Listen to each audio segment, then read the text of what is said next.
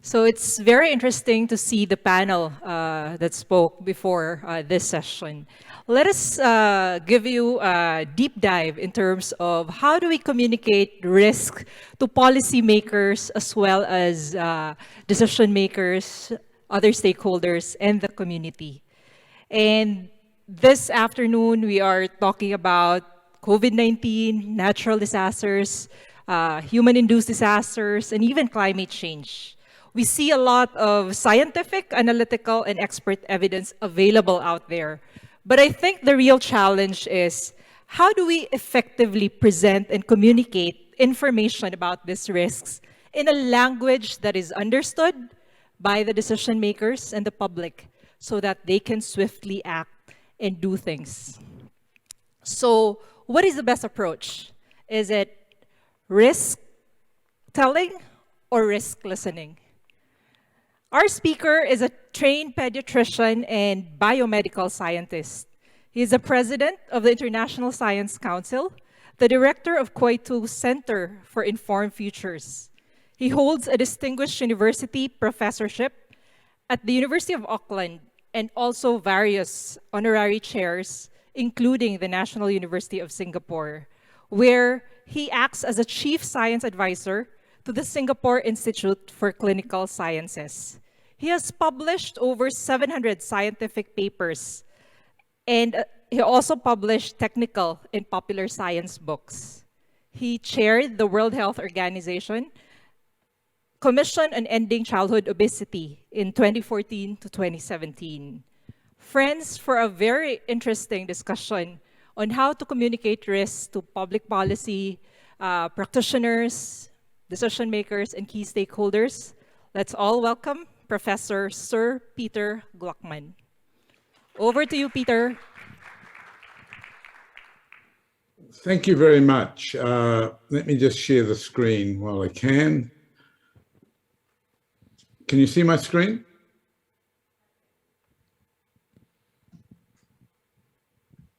What was not mentioned in that introduction was I was the first chief science advisor to the Prime Minister of New Zealand from 2009 to 2018, and also president of the International Network for Government Science Advice for most of that time. And it's from that I want to tell the stories and my views on communicating risk to policymakers. In particular, I'll focus on the issue of talking to prime ministers, senior cabinet ministers, and senior policymakers. If one thinks about the fundamental issues of governance in a country, its fundamental role is stewarding, protecting the assets, be them human, cultural, environmental, economic, and reputational. And stewardship means building resilience to the inevitable stresses and shocks. And of course, that means different forms of mitigation needed and the ability to adapt to changing riskscapes. But investing in mitigating risk is often a difficult government decision. There's always a limited resource pool to address the multiple urgent and long-term issues, and there'll always be trade-offs. And citizens often don't understand the riskscape and the complexities and may demand action on the wrong things. And of course, policy and political decision are prone to a number of different perceptions and biases I'll return to in a moment. And for the politician, everything that arises about risk assessment is about uncertainty. Uncertainty about the likelihood of event, the value we place on the consequences, and the need to act under uncertainty leaves politicians dependent on others for information, and in particular the role of scientists and experts and the technical agencies of government. And how that information is presented and perceived has real consequences. And the risk landscape for a country is very complex. The Sendai framework, which you're all familiar with, highlighted a range of mainly natural and biological hazards and their country needs to be headed for. But of course, there's a much broader range of risks the government needs to think about. Fiscal risks, security risks, including cyber, the risks to social cohesion, geostrategic risks, and so forth. And as we're all familiar with, most risks turn out to be complex, as we're seeing now over COVID, that it started as a simple, well, not as simple, but as a health risk, but it's created social, environmental, geostrategic, and economic consequences globally. And therefore, understanding the riskscape for a government is almost overwhelming. And of course, the other issue that now emerges is a government's risk landscape is complicated, that many of the risks that it must address are non-jurisdictional in nature. They occur because of things happening across the border and not necessarily in their control at all, or only in very minimal control. And that's true of cyber risks, which tend to arise from beyond a national border. Climate change is a global risk, where the consequences of actions in any one country are small compared to the need. Many of the other sustainability challenges fit that crisis. COVID-19 clearly does. We can spend time talking about that, but I'd rather move on. Dealing with new technologies which may emerge and are emerging, and in particular some of the new digital technologies that are now emerging and will create a much broader range of risks. One of those being the risks of misinformation and disinformation. And because many of these global commons risks are so important, governments may need to take actions in conflict with their immediate political interests and for their longer term advantage. And given that there are no global mechanisms to deal with risks to the global commons, let's face it, the UN system has largely failed in this regard, national interests generally override global interests. And at the heart of both the climate change and the COVID responses, we see that tension between global and national interests. The other thing that's emerged particularly rapidly in the last decade or two is the challenge of technologies. Governments are conflicted between the need to want to get advantage from technological innovation and precaution. And of course, there will be differences of view between different parts of their civil society, as we've seen in many countries over genetic modification of crops. But when you think about the raft of new technologies which have both upsides and downsides and create risk from the downside risk, the internet, social media, well established, now quantum AI and the metaverse, virtual reality, are all emerging a new set of risks. The issues around e-currencies and cryptocurrencies in terms of national identity and control of their reserve currencies, genetic modification, gene editing, human enhancements. These are the issues that countries are increasingly having to think about within their own borders, even though they arise more globally. And so the issue that emerges is, how do you systematize risk analysis in governments?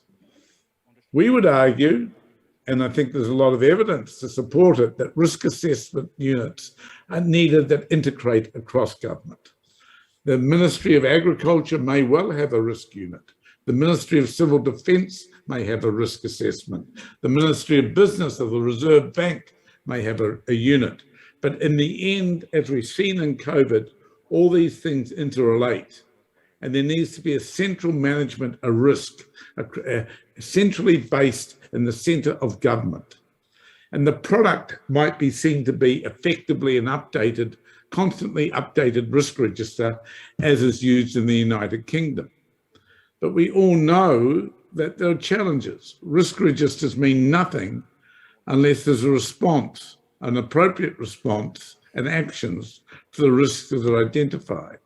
There's issues over the scope, and in particular whether security risks and civil risks and commercial risks are all part of one. I happen to think they are. That leaves the issue of whether a risk register should be a public document, which it is in many European countries.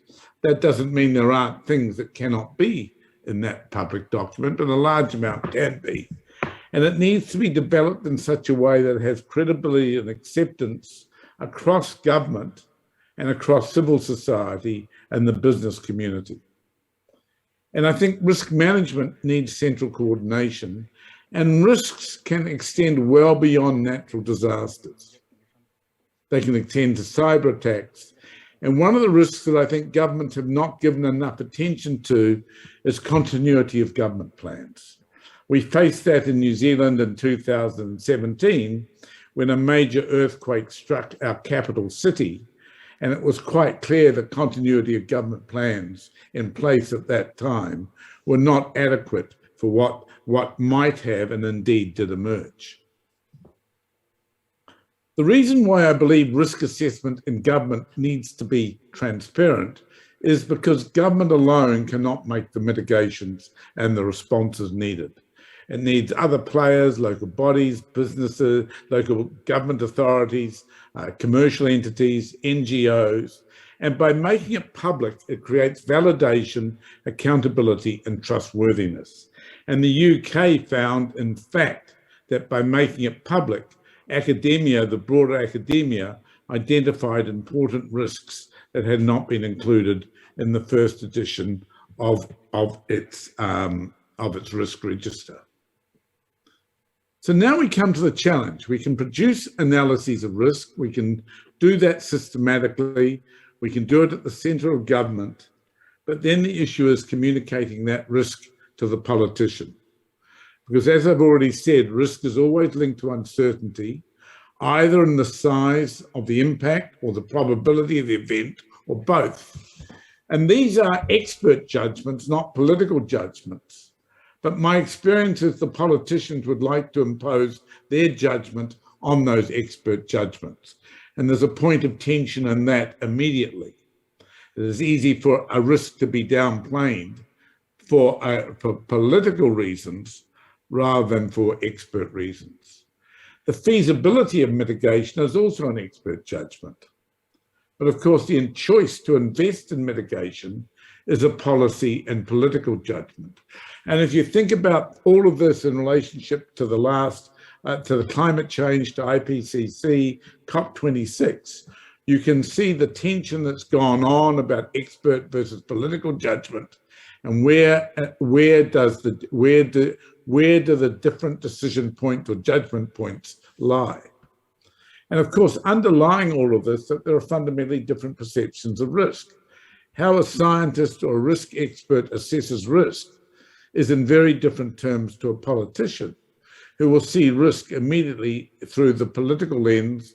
The biggest risk to a politician is not being in power in 5 years' time.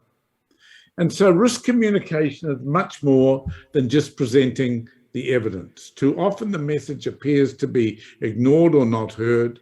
And like other forms of expert advice, it requires brokerage. That is, it's not just a matter of synthesizing the evidence, let's say in the form of a risk register, but it needs interpretation to the politician in the same way that just presenting a raft of scientific reports does not impact on the policy process. One needs scientific brokers, like science advisors, to interpret that science into the lens that the policymaker can understand. So what is brokerage? Let me just take the term from evidence to policy brokerage, scientific advice. Effective scientific advice requires creating listening. Of course, it starts with creating unbiased, pluralistic evidence synthesis, which might be done by a national academy, it might be done by an expert group, depending on what the issue is. But then translating that to the policy community and the political community is a different skill set from just summing the evidence. It's about being honest about what is known, what is not known, what are the uncertainties, what else are the caveats in what we know. And if you think about the decisions that have had to be made during the pandemic, they've been riddled with uncertainties all the way through. And there needs to be an acknowledgement that there's always an inferential gap between what we know and what we conclude. And so honest brokerage says, this is the problem, and these are the options you have to address it from what we know and what we don't know. But we recognize that those options imply values, judgments, and other considerations by the government, fiscal considerations, diplomatic considerations, public opinion, political ideology, all values-laden judgments, considerations that come into political decision-making. And so the way through it is people who understand the culture of science, the culture of evidence, and the culture of policy making, and have those diplomatic skills to integrate with the policy community or the political community without compromising on the evidence. And that's why it's really important to emphasize the communication must be honest to what is known and what is not known. And so it requires skills that involve building trust. And trust requires humility and integrity and iteration in the relationship. It doesn't happen overnight. It involves accessible language and narrative. And I would say that, unfortunately, in climate change, the language of climate change scientists, the language of the IPCC reports, is not conducive to understanding. We need to get better at avoiding jargon. The person who does it needs to understand the three cultures: the cultures of science, the culture of policy making, and the culture of politics. And he or she needs to be able to understand the reality of political decision making, that the politician, whether one likes it or not, has certain abilities to take values over the evidence. And that's why it's really important to have a trusted and iterative relationship with the policymaker. So I want to just deviate for 5 minutes into a cautionary tale and highlight this report that my colleague Anne Bardsley and myself wrote a few months ago, which tells the tale, the tale of New Zealand during the period that I was Chief Science Advisor, and explores the risk landscape for high impact, inevitable, but poorly prepared for events, of which New Zealand had a number during the 9 years I was Chief Science Advisor. The technical details don't matter, but they involve things ranging from earthquakes to space weather events to damage to the fuel supply to the main city of New Zealand, etc., etc., etc. When I joined the government, or as Science Advisor in 2009, risk assessment at the whole of government had minimal support, funding or impact. Of course, we had the civil defence to deal with disaster management, which in New Zealand is about floods and earthquakes, and the security apparatus obviously had its roles, which were deemed sufficient. There were some other specific risks owned by specific agencies in public health and agriculture. But in 2012, there was a threatened major solar flare space weather event, which actually did damage in Canada, but did not hit New Zealand. But in the 12-hour warning that came of that potential major event, it highlighted the major gaps in New Zealand's risk profile. Nobody in the whole of government was prepared or knew what a space weather event might have been.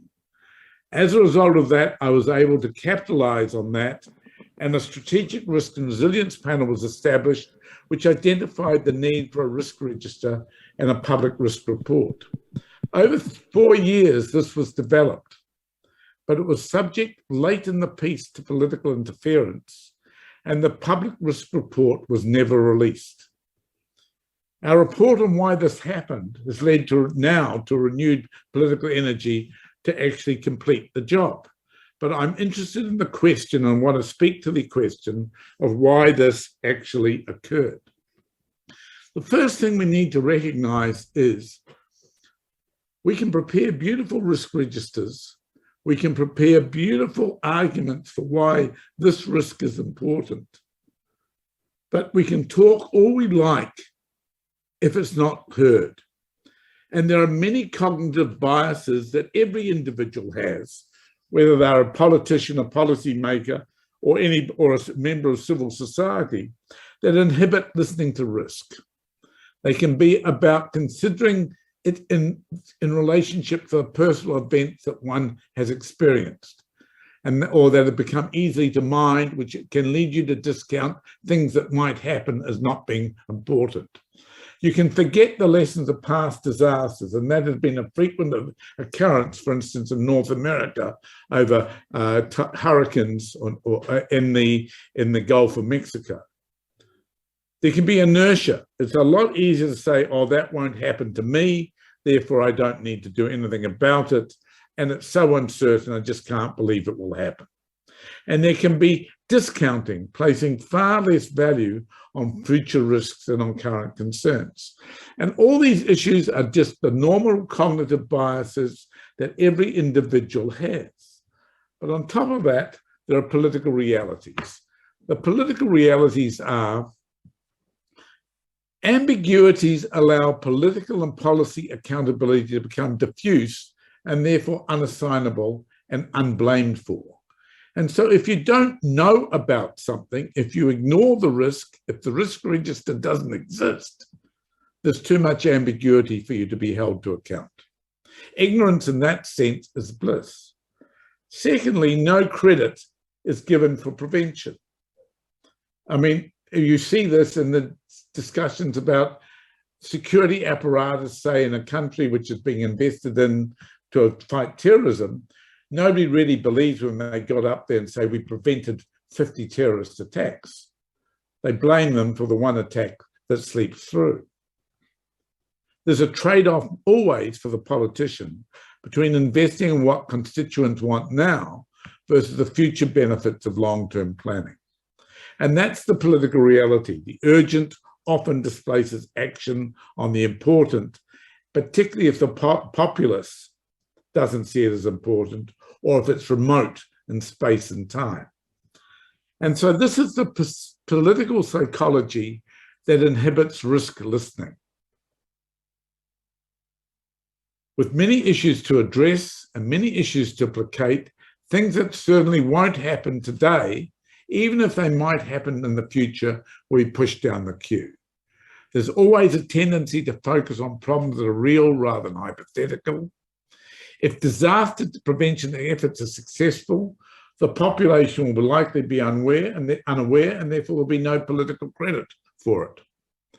There's also the possibility that you say, oh yes, we tried to prevent this happening and we failed, and therefore you get blamed for not making it work. There's always a riper time. There's always an excuse to delay on dealing with climate change or on something else and deal with the issues later. And under those circumstances, rational ignorance of risk becomes politically attractive and psychologically logical. And that's what good risk communication, what I call encouraging risk listening, is about avoiding. So, risk brokerage and listening. Cognitive biases, as I've said, pervade the way we cooperate to achieve things, and that includes listening or not listening to risk assessments, even in crises. Political psychology inevitably affects the way risk assessments are heard, and risk assessment and risk communication in a traditional sense are not enough for the policy community or the political community. So can we learn from science advice to risk, from science brokerage to risk brokerage to enhance risk listening? And I would argue that risk brokerage is a specific form of evidence brokerage. Because what does it need? It needs unbiased, pluralistic synthesis of the risk through proper integrated risk assessment. It also needs honest brokerage, what is known of the risk, what is not known, what are the uncertainties, what are the probabilities, acknowledgement that it is always going to be an inferential gap between where we put a risk on a heat map and what will actually be the case, and what are the options and values related implications for government of ignoring or recognizing that risk.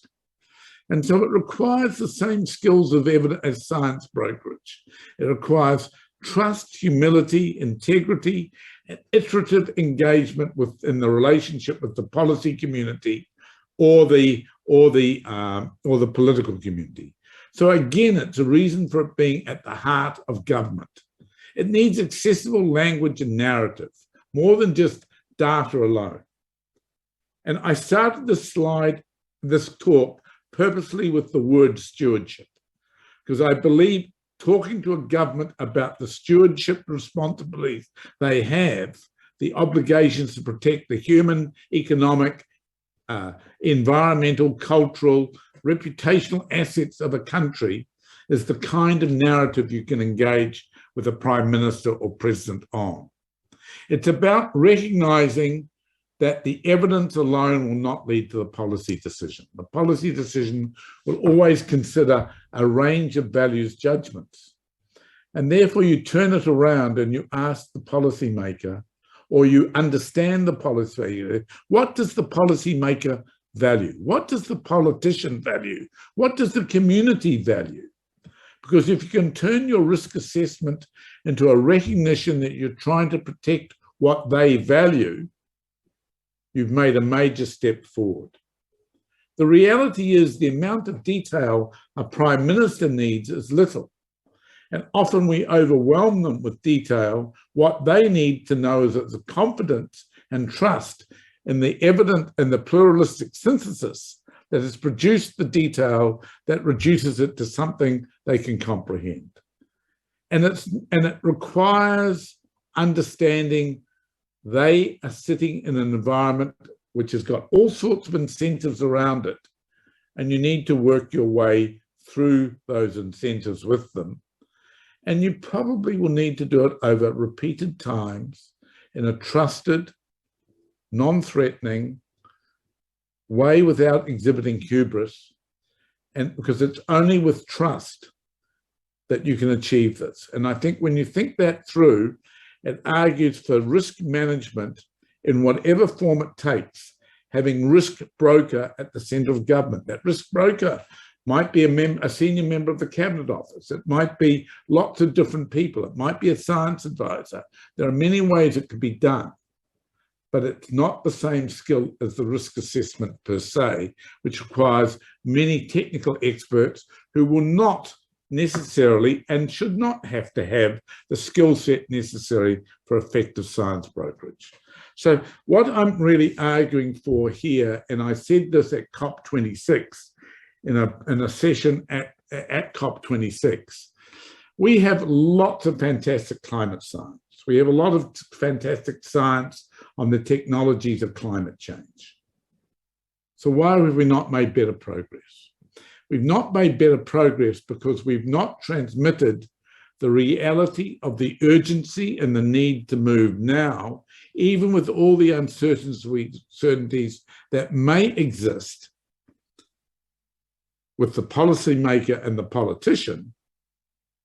And we've not communicated that, and it's a different skill set again, to the constituency of the politician, namely the people of the community in which he or she serves, so that they also understand why the politicians are making sacrifices, and they are real sacrifices in their terms, and putting national and short-term political interests aside for the benefit of the global commons.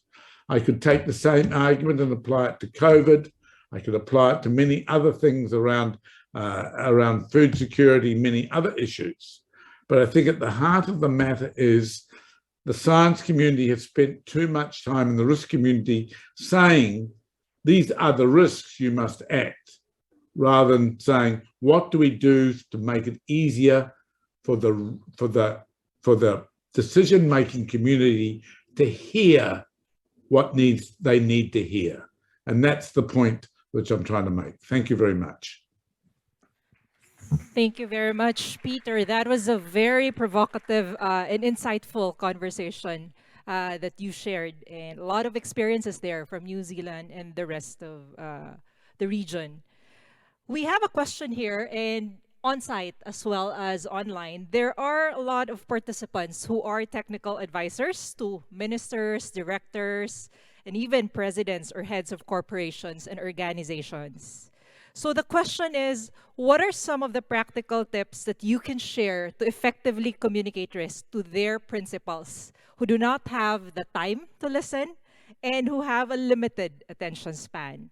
So what are some of these concrete approaches based on your experience? Well, I think one of the problems is our communities as a whole are very good at writing detailed reports, and those reports are often far too detailed for the people that needs to read it or understand it. I mean, I defy most people to read an IPCC report and make sense of it. It's very, very difficult with very pedantic use of language and jargon, which is very difficult. Equally, I think politicians and policymakers tend to retreat to type when they're confronted with a large committee of experts. And I'm actually a great believer that in the individual trusted broker model, you certainly need the pluralistic input of the experts across domains and across anything else. But there's nothing the same as one individual in a trusted relationship with a minister, a prime minister, the head of an agency, sitting down and saying, do you understand this? What don't you understand? What more information do you need to understand what this means?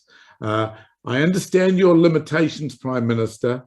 Let's work it through. How could we sell this to your I'm not going to compromise what the evidence says.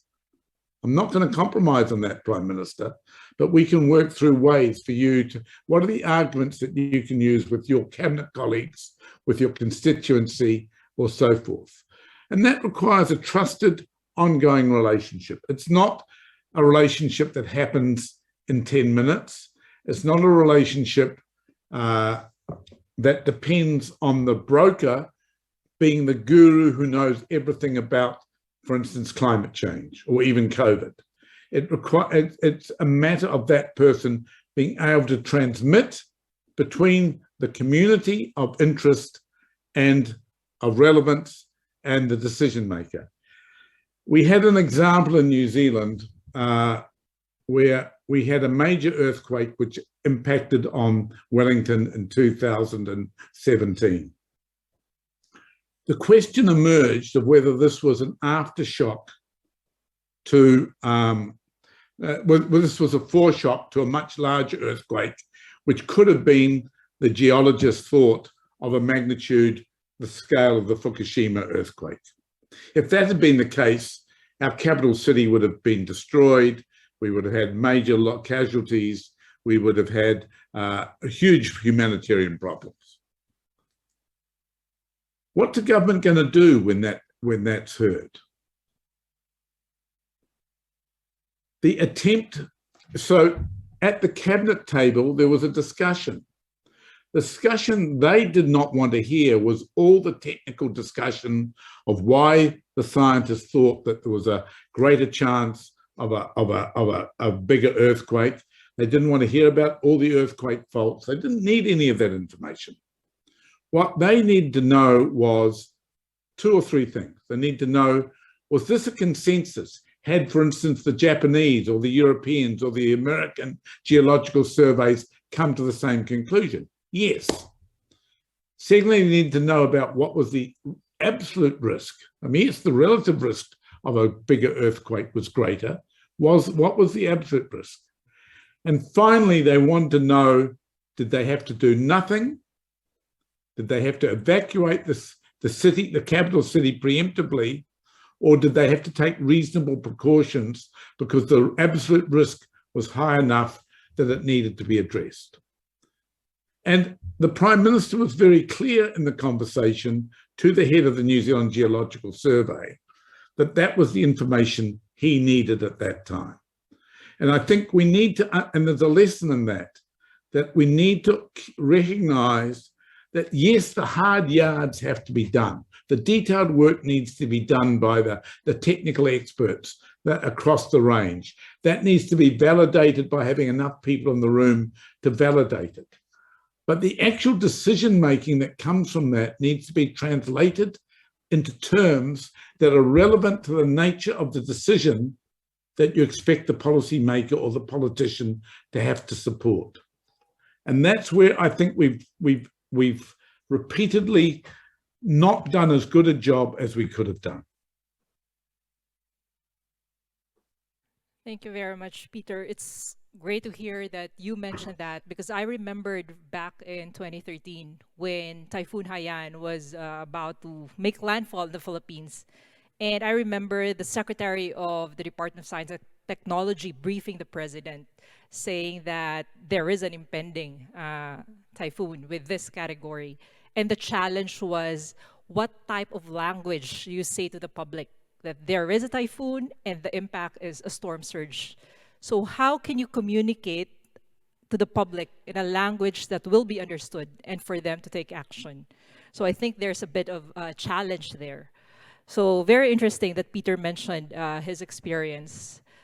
Another question here, Peter, and you've brought this up sitting in some of the discussions during COP26, is how do you make sure that topics and issues like climate change, slow onset hazards or risks, and even COVID-19 recovery, where the impacts and solutions take longer period to be felt, how do you communicate this sense of urgency to the policymakers and decision makers at the national level and even at the subnational level? Well, I'll start with the second example first, if I may, which is COVID. Because in fact, I chair an international project that's actually looking at how we will communicate the broader range of risks and issues that governments need to confront over the next 5 years at least with COVID. I think that there's been a tendency to focus COVID relatively narrowly on the immediate health outcomes, the immediate economic outcomes, the immediate social care outcomes, issues. But when you think of it over time and over 5 years, the longer term issues on mental health, on social care, on microeconomic issues with a K-shaped recovery, the potential for a larger financial problem because of all the debt mountain that's built up. These are all issues that need to be thought about. In some countries, there's been a reduction in trust in governments. What does that mean for social cohesion? And so there is still a large opportunity for geostrategic gaming over vaccine and vaccine availability. And we still have a multilateral system that's not fit for purpose. There is discussion underway about whether there should be a new pandemic treaty, but even that has got a lack of harmony across nations as to what really should be done and how that should be done. In terms of climate change, I think it's a matter of dissecting out more broadly what is the science that's needed and what are the responses that are needed.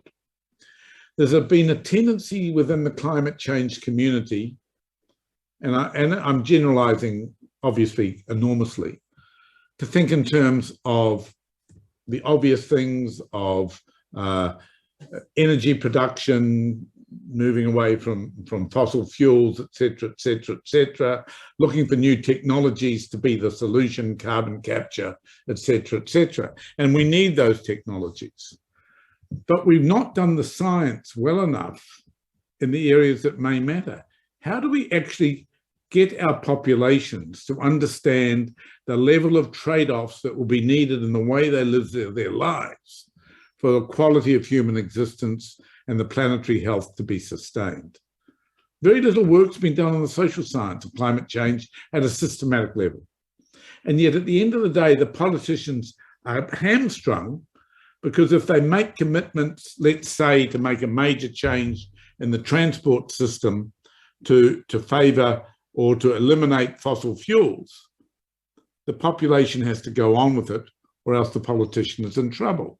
And we saw that with the yellow jacket movement in France 2 years ago, when Macron made some reasonably sensible, logical early moves to address climate change.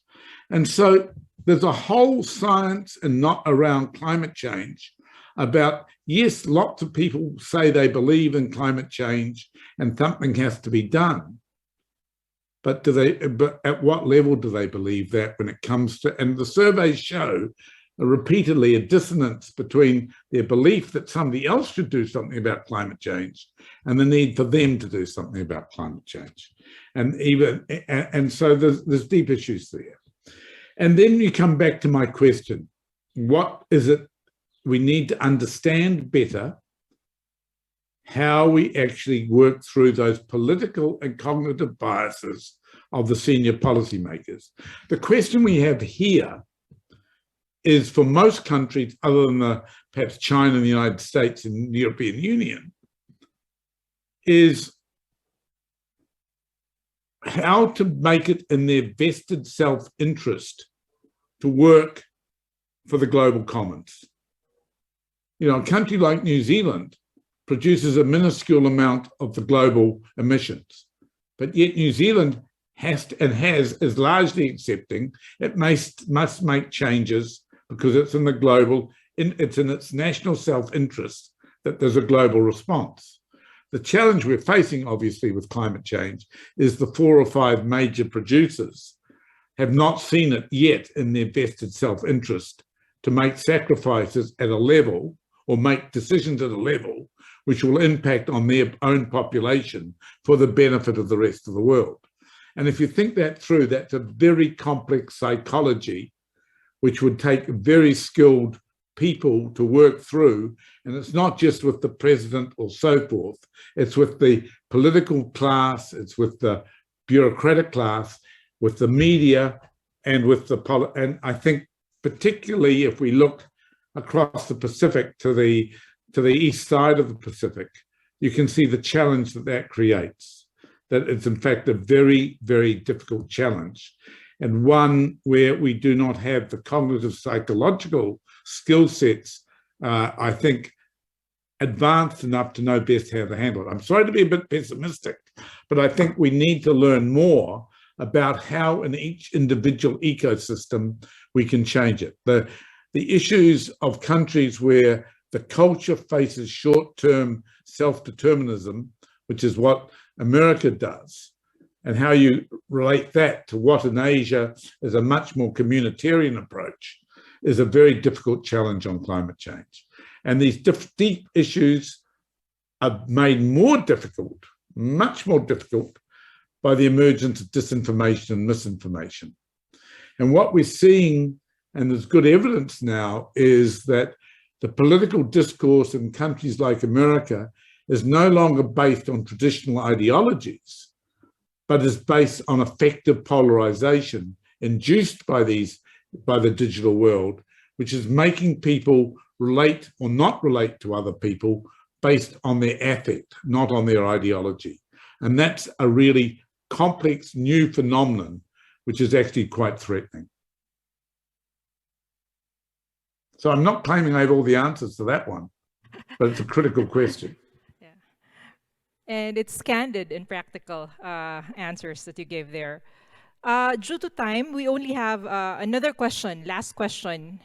Somebody asked, with your vast experience as science advisor, what are some of the insights and recommendations that you can share to effectively communicate risk during and in the aftermath of disasters or crisis?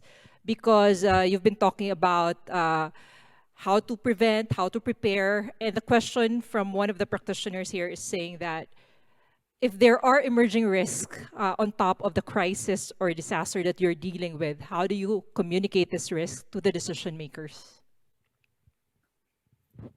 Well, I think, again, it comes back to the fact that if there's not an established set of mechanisms already in place to guarantee access of a broker and to make sure that broker has access to the science community and the political community, then I think there's a limitation. I think we're seeing this throughout the world, that there are issues both of access and skill sets in providing advice. But I think the question also refers to the public. And I think that, remember, the lay people, the general community of the public and the politicians are not both non-experts. And therefore you need people skilled at communication providing that. And that may or may not be the same person as the broker, but I think it's awfully important that it's a consistent communicator.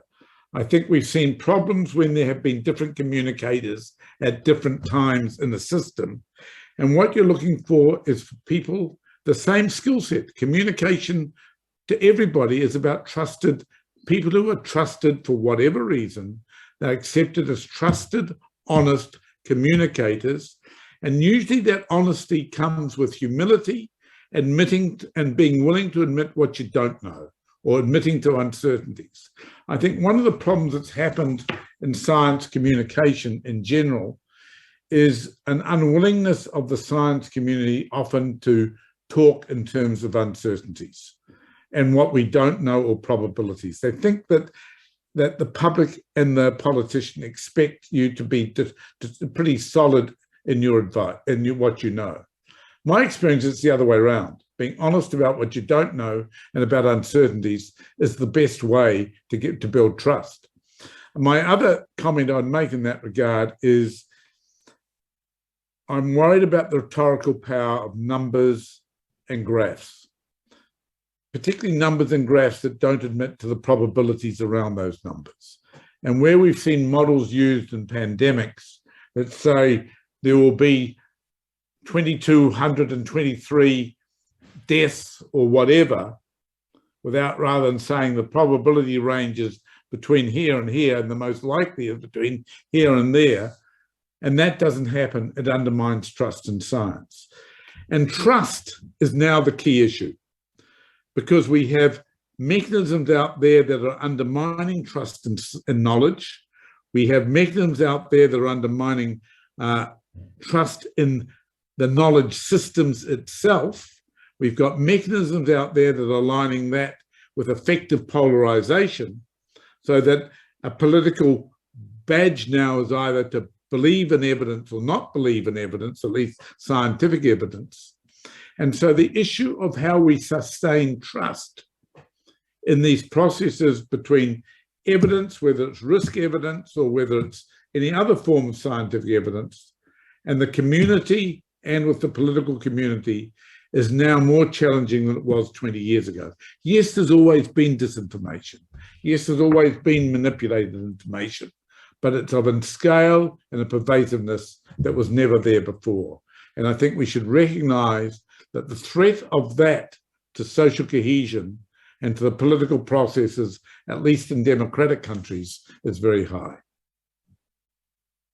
Thank you very much. That was a wonderful ending, a very candid and practical discussion of how do we communicate risk to policymakers, other stakeholders, as well as the public. So, Peter, thank you very much for your time. It was a wonderful discussion and pleasure to have you in the